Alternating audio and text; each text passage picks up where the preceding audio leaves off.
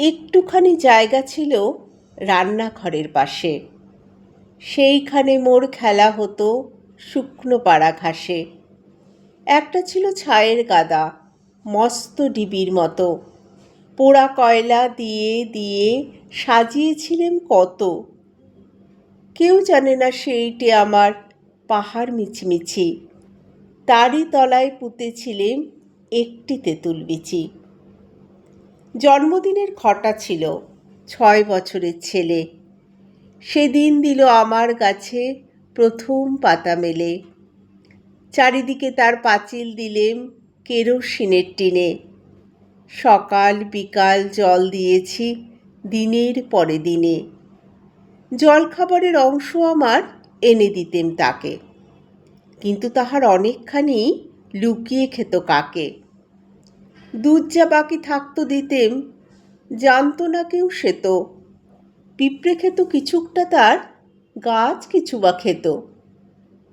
চিকন পাতায় ছেয়ে গেল, ডাল দিল সে পেতে। মাথায় আমার সমান হলো 2 বছর না যেতে। একটি মাত্র গাছ সে আমার, একটুকু সেই কোণে। চিত্রকূটের পাহাড় তলায় সেই হলো মোর বোন। কেউ জানে না সেথায় থাকেন অষ্টাবক্রমুনি। মাটির পরে দাড়ি গড়ায়, কথা কন্যা উনি।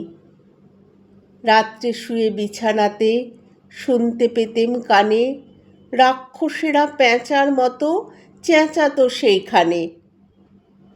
9 বছরের জন্মদিনে তার তলে শেষ খেলা। ডালে দিলুম ফুলের মালা সেদিন সকালবেলা। বাবা গেলেন মুন্সিগঞ্জে রানাঘাটের থেকে।